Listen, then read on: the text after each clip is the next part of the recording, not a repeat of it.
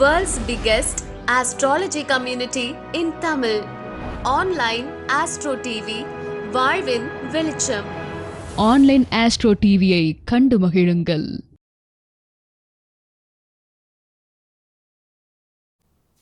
அனைவருக்கும் வணக்கம்.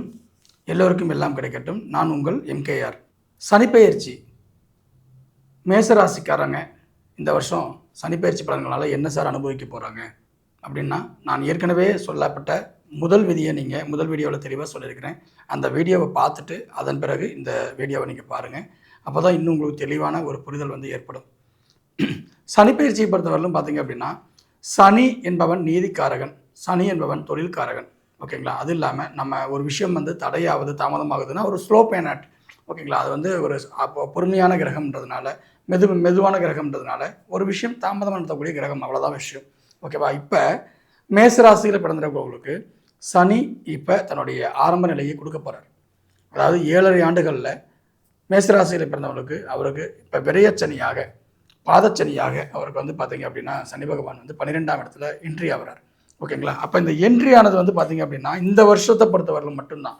ஸோ 2025க்கு மட்டும்தான் பலன். 2025ல் சனி பகவான் ஒரு 7 டிகிரி வரைக்கும் அந்த வருஷம் ஃபுல்லாக இருக்க போகிறாரு. அப்போ இந்த ராசியில் அஸ்வினி நட்சத்திரம் 2 பாதம் தான் முழுமையாக இருக்கும். மீதி ஒரு பாதத்தில் வெறும் 1 டிகிரி கூட இல்லை இல்லையா? ஸோ பார்த்தீங்க அப்படின்னா 2 பாதம் தான் முழுமை. அப்போ நீங்கள் எனக்கு விரையச்சனி ஸ்டார்ட் ஆகிடுச்சே சார், நான் ரொம்ப கஷ்டப்பட போகிறேன்னா அப்படின்னு நீங்கள் நினச்சி பயப்பட வேண்டிய அவசியமே இல்லை. ஓகேங்களா? உங்களுக்கு 2 பாதம். ஓகேங்களா? அஸ்வினி நட்சத்திரத்தில் பிறந்தவங்களுக்கு 2 பாதத்தில் பிறந்தவங்களுக்கு தான் ரொம்ப அதிகமாக, 3ஆம் பாதத்தில் 1 டிகிரியில் பிறந்தவங்களுக்கு மட்டும்தான் கணக்கு இருக்குது. மீதியெல்லாம் சனியோடைய அமைப்பிலே வரல. அது விரையச்சனின்ற அமைப்பில் இந்த வருஷத்தில் இல்லை. உங்களுக்கு அடுத்த வருஷத்தில் 2026 தான் அது விரையச்சனியாக மாறும். ஓகேங்களா? நீங்கள் போட்டு குழப்பிக்க வேண்டிய அவசியமே இங்கே இல்லைன்ற விஷயத்த முதல்ல பதிவு பண்ணிக்கிறேன். ரைட்டுங்களா? சரி, ரைட். அப்போ இந்த முதல் 2 பாதத்தில் பிறந்திருக்கவங்களுக்கு என்ன சார் நடக்கும் அப்படின்னா, இப்போ முதல் 2 பாதத்தில் பிறந்தவங்களுக்கு மட்டும்தான் இந்த பலன் செட் ஆகும். மீதி இருக்கிறவங்களுக்கெல்லாம் என்ன செட் ஆகும் அப்படின்னா, ஏற்கனவே அவர் 11ல் இருக்கிறப்ப என்ன பலனை கொடுத்தாரோ அந்த பலன் தான். ஓகேங்களா? ஏன்னா 11ல் லாபச்சனியாக இருக்கக்கூடிய விஷயங்கள் சனி பகவான் மிக அற்புதமான பலனை தான் கொடுப்பார். அப்போ அஸ்வினி 4ஆம் பாதம், 3ஆம் பாதத்துக்கு 1 டிகிரிக்கு மேலே இருக்கிறவங்க 4ஆம் பாதம், அதே போல் பரணி 1, 2, 3, 4ஆம் பாதம், கிருத்திகை 1ஆம் பாதம், இந்த பாதங்களில் பிறந்திருக்கவங்களுக்கு இந்த வருஷத்தை பொறுத்தவரையிலும் அவர் லாபச்சனியாக தான் செயல்படுவார். இதை யாருமே சொல்கிறது கிடையாது. ஒரு ராசிக்கு வந்துட்டார் உடனே அவங்களுக்கு எல்லாம் போச்சு, எல்லாம் கிடைக்க போகுது, அப்படி இருக்கணும் இப்படி இருக்கணும், அவங்களுக்கு 7.5 வருஷம் நீங்கள் ரொம்ப உஷாராக இருக்கணும் அப்படின்ற விஷயத்த சொல்கிறோம். ஆனால் ஒவ்வொரு வருஷத்துக்கும் நம்ம தனித்தனியாக நம்ம பலனெடுக்க ஆரம்பித்தா மட்டும்தான் அதோடைய புரிதல் மக்களுக்கு தெளிவாக சென்றடையும். ரைட்டுங்களா?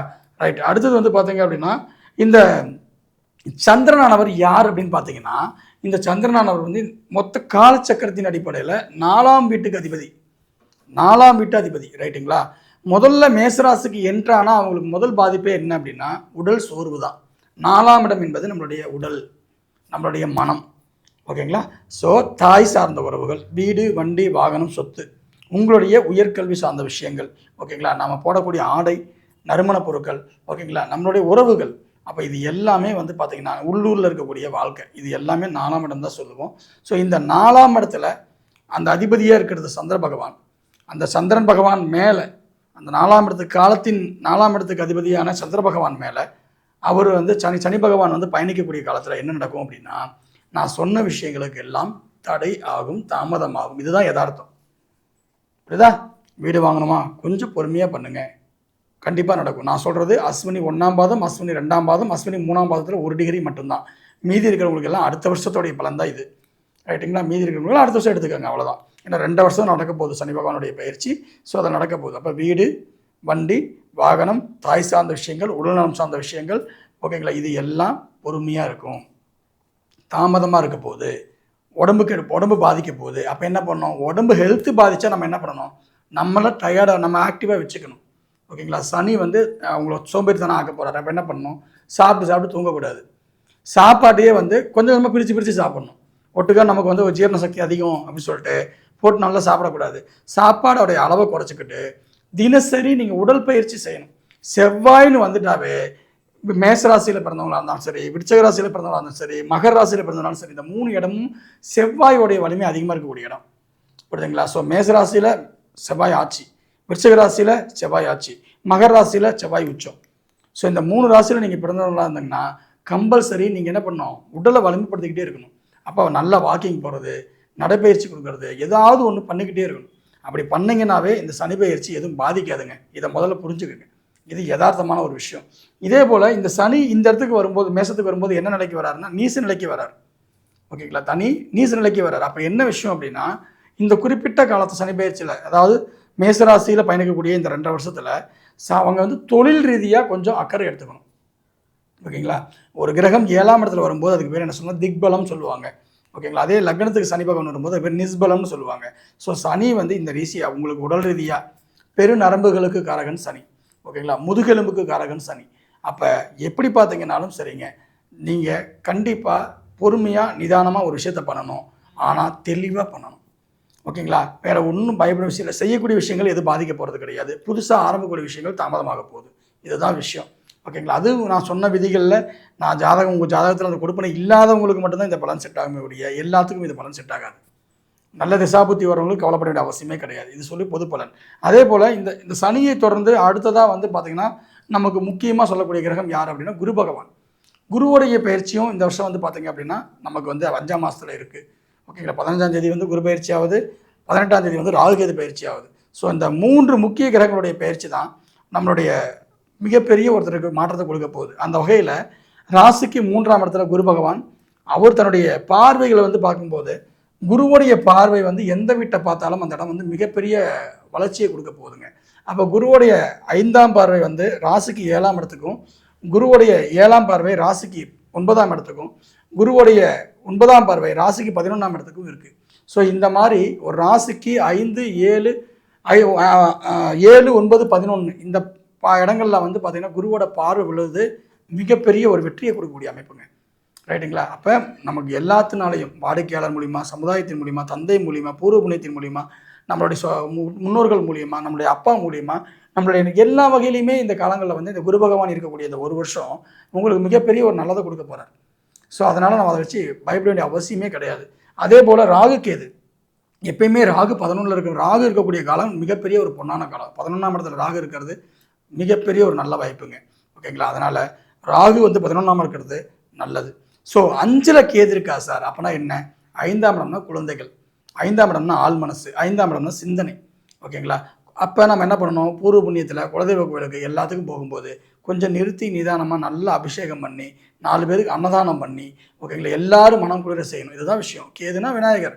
ஸோ தொடர்ந்து நம்ம என்ன பண்ணோம், நம்மளுடைய நம்மளுடைய பூர்வகுடியில் இருக்கக்கூடிய பூர்வீகத்தில் இருக்கக்கூடிய விநாயகர் வழிபாடு, சாதுகளுக்கு உணவளிக்கிறது.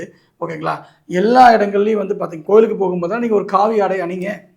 ஒரு காவி ஆடை அணிஞ்சிட்டு உள்ளுக்குள்ளே போய் வேலை செய்யுங்க. நம்மளுடைய குலதெய்வ கோயிலில் போய் உள்ளுக்குள்ளே வந்து சட்டையெல்லாம் கழிச்சிட்டு உள்ளே வேலை செய்யுங்க.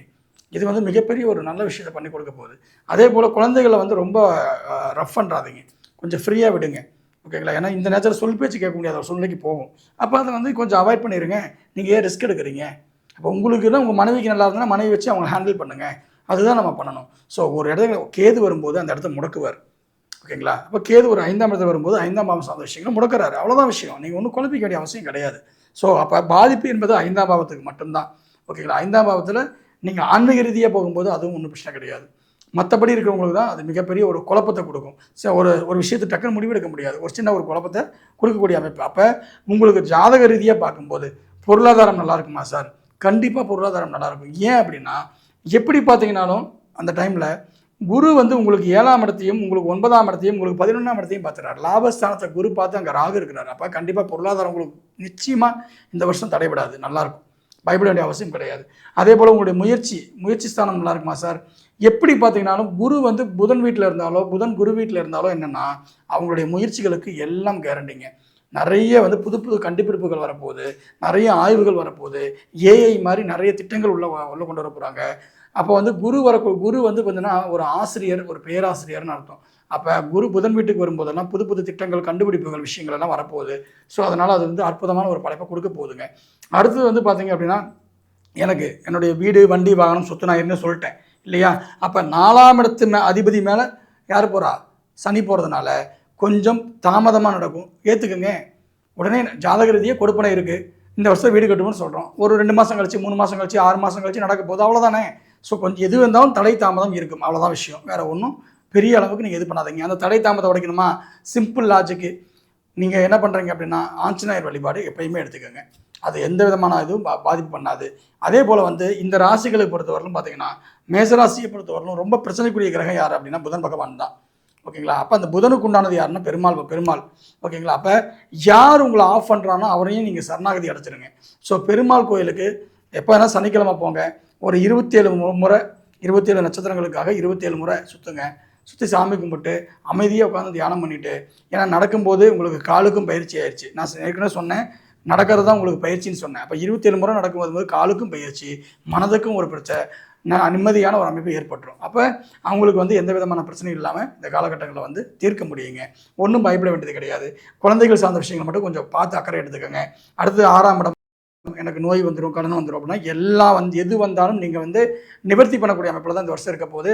ஏன்னா உங்களுடைய 7ஆம் இடத்தை 9ஆம் இடத்தை 11ஆம் இடத்தை குரு பார்க்கறதுனால ஃபர்ஸ்ட் கிளாஸான ஒரு வாழ்க்கை வந்து உங்களுக்கு இருக்கும். ஒன்றும் பயப்படாதீங்க. அடுத்தது இந்த காலத்தில் உங்களுடைய துணை சொல்வதை கொஞ்சம் கேளுங்க. 7ஆம் இடத்தை குரு பார்க்குறாரு. 7ஆம் இடத்தை குரு பார்க்கறதுனால துணைக்கு மதிப்பு கொடுத்து துணை என்ன சொல்கிறாங்களோ அவங்களோட கோரிக்கையை கேளுங்க, அவங்ககிட்ட ஐடியாஸ் கேளுங்க. அந்த ஐடியாஸ் மூலிமா நீங்கள் ஒரு விஷயத்தை முடிவு பண்ணிக்கோங்க. அடுத்தது வந்து பார்த்தீங்கன்னா ஆயுள் ஸ்தானம் 8ஆம் இடம், 8ஆம் அதிபதி லக்னத்தில் வராரு. அப்போ ஒரு சிறு பிரச்சனைகள் கொடுப்பார். 8ஆம் அதிபதி செவ்வாயாக இருக்கிறதுனால லக்னத்துக்கு அவரே ஆயுள்காரனா யார், இந்த மேசத்துக்கு ஆயுள்காரனா செவ்வாய் இருக்கிறதுனால. ஓகேங்களா? அப்போ நம்ம என்ன பண்ணோம், செவ்வாய் இந்த 8ஆம் இடத்துக்கு இந்த பாருங்கள், இந்த 8ஆம் இடத்துக்கு 6ஆம் இடத்துல கோச்சார சனி போகிறார் இல்லையா? அப்போ 8ஆம் இடம்ன்றதுக்கு கொஞ்சம் சின்ன பிரச்சனைகளை கொடுத்துட்டு போவார். அப்போ போக்குவரத்தில் கொஞ்சம் நிதானமாக இருங்க. எப்பயுமே 100ல் போவீங்களா, இந்த தடவை ஒரு 60ல் போங்க. எப்பயுமே 60ல் போவீங்களா, இந்த தடவை 40ல் போங்க. That's all. போகும்போது குலதெய்வம் காவல் தெய்வத்துடைய ஒரு விபூதி எடுத்து வச்சுக்கிட்டு சாமியிட ப்ரே பண்ணிட்டு போங்க. ஊர் காவல் தெய்வம் தாங்க சனி பகவான். ஸோ ஊருக்கு எல்லை தெய்வங்கள் தான் சனி பகவான். நீங்கள் எங்கே வெளியில் போனாலும் எல்லை தெய்வங்களுக்கு கொண்டு போய்ட்டு அழகாக சாமி கும்பிட்டு போங்க. ஒன்றும் பாதிப்பு வரப்போகிறது கிடையாது. அடுத்து 9ஆம் இடத்த அதிபதி 9 பார்க்கறது மிகப்பெரிய ஒரு அபூர்வம். ஓகேங்களா? 3ஆம் இடத்துலேருந்து 9ஆம் இடத்தை பார்க்குறது அபூர்வம். அப்போ நீங்கள் என்னென்னலாம் கேட்குறீங்களோ அது எல்லாம் உங்களுடைய இஷ்ட தெய்வமான தேடி வந்து கொடுக்க போகுது. அபூர்வமாக அனுபவிக்க போகிறீங்க. தொழில் ஸ்தானம் 10ஆம் அதிபதி லக்னத்தில் நீசம். நான் ஏற்கனவே சொல்லிட்டேன், தொழில் பொறுமையாக நிதானமாக யோசிச்சு பண்ணுங்க. வேலையாட்கள்கிட்ட கொஞ்சம் விட்டு கொடுத்து போங்க, அனுசரிச்சுட்டு போங்க, அவ்வளோதான் விஷயம்.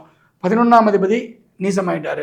லாபத்தை பெரிய லாப நோக்கு இல்லாமல் இருக்கிறத 4 பேருக்கு சேவை மனப்பான்மையோட எல்லாருக்கும் கொடுத்து பழகுங்க. இந்த மிகப்பெரிய அளவில் இது வெற்றியை கொடுக்க போகுது.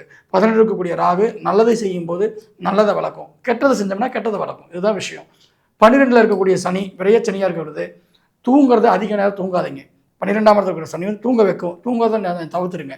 ஓகேங்களா? சரியான நேரத்துக்கு படுத்துருங்க, சரியாக இது பண்ணிடுங்க. இரவு முன்னாடி உணவு எடுத்துருங்க, காலைல எந்திரிச்சிங்க. இரவு நேரத்தில் வந்து படுக்கக்கூடிய நேரங்களில் இந்த சனி வந்து பார்த்திங்கன்னா இருள் நிலை இல்லையா?